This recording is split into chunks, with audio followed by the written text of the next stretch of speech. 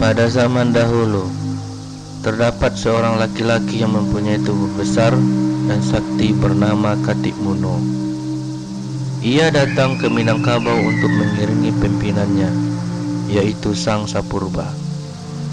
Selama tinggal di Minangkabau, Katik Muno merasakan godaan yang kuat untuk menjadi penguasa. Hal ini membuat Katik yang awalnya memiliki sifat lemah lembut menjadi orang yang jahat dan kasar. Kejahatannya mengakibatkan penderitaan bagi penduduk sekitar. Meskipun Katik Muno telah berubah menjadi jahat, tapi ia masih sangat takut terhadap atasannya, yaitu Sang Sapurba.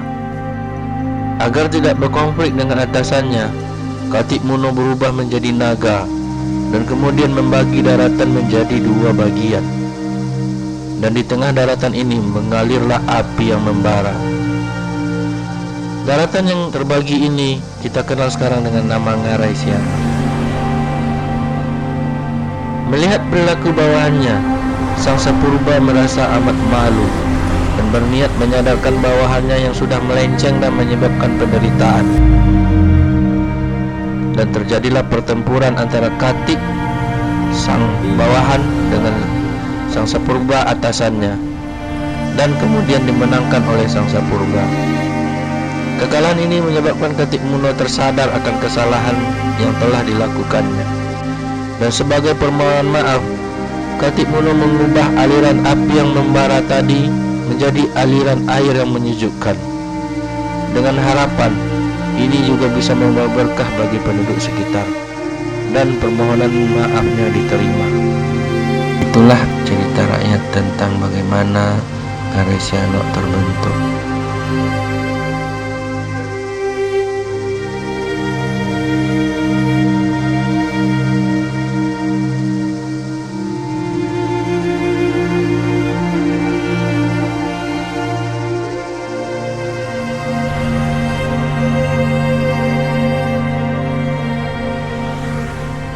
Jadi hari ini kita akan berangkat ke Ngarai Sianok. Sekarang ini kita berjalan lewat Simpang Benteng. Di depan kita ada Rocky Hotel. Di simpang ini nanti kita belok kiri. Sianok ini kalau dalam bahasa Minang terdiri dari dua suku kata, yaitu Si dan Anok. Si artinya dia, Anok artinya pendiam, dan Sianok artinya dia yang pendiam.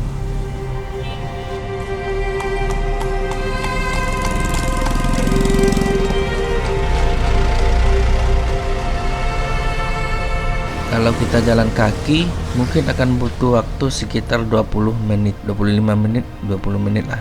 Dan kalau menggunakan kendaraan bermotor sekitar 10 menit bisa sampai sana. Itu kalau kita mulai perjalanannya dari Jam Gadang Bukit Tinggi.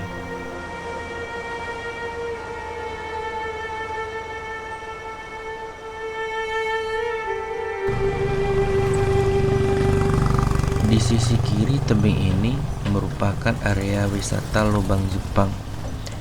Sepanjang tebing ini bisa kita temukan beberapa pintu terowongan, meskipun sebagian besar ditutup dan ada juga yang sudah runtuh.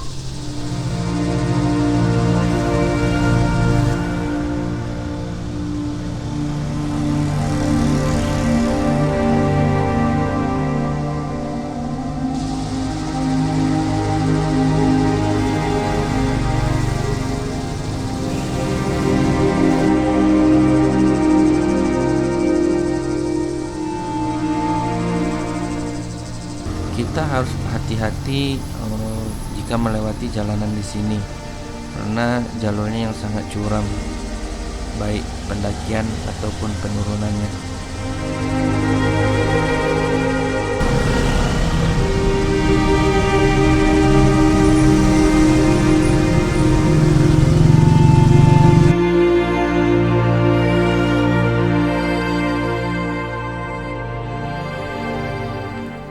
Ngarai ini membentang sejauh 15 km, memanjang dan berkelok mulai dari selatan Kota Gadang sampai ke Nagari Sianok 6 suku.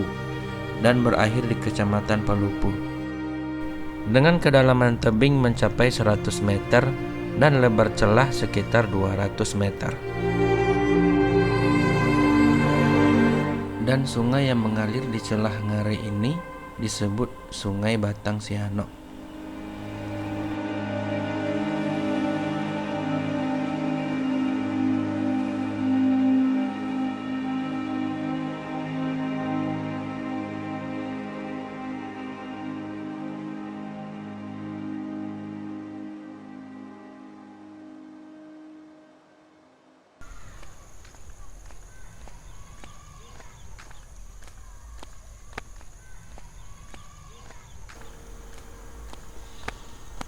Sebagai objek wisata ikonik di Kota Bukit Tinggi, lembah ini memiliki berbagai daya tarik bagi yang mau berkunjung ke sini.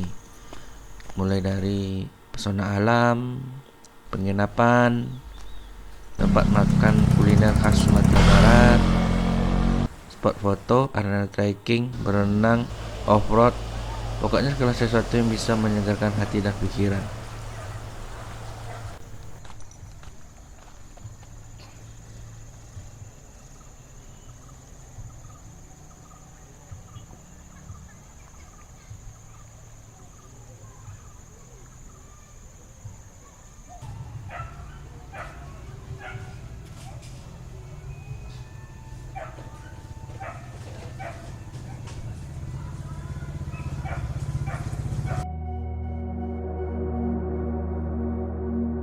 Yang sebelah kanan adalah Gunung Singgalang, sebelah kirinya adalah Gunung Merapi, dan kota yang ada di bawahnya ini adalah Kota Bukit Tinggi.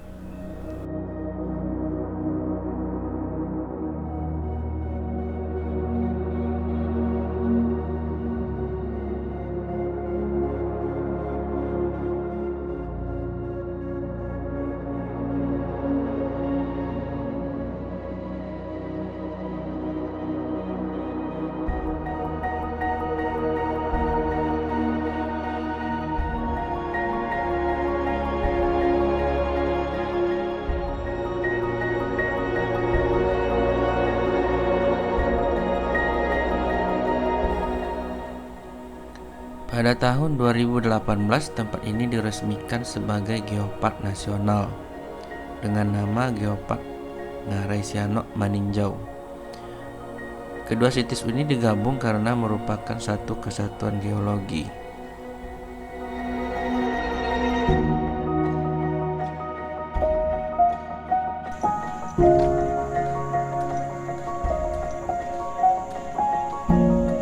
Jadi, sekitar 52.000 tahun yang lalu, terjadi letusan gunung berapi yang sangat dahsyat di Ranah Minang, yang berpusat di Danau Maninjau.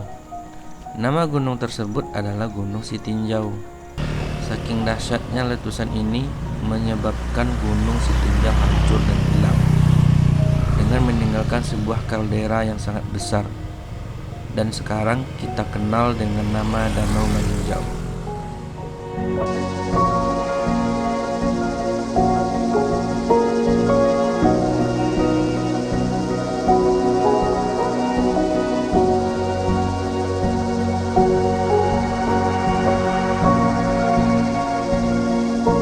Letusan ini menyebabkan sebuah patahan besar yang membelah Pulau Sumatera menjadi dua, dikenal dengan patahan Semangko atau sesar Semangko,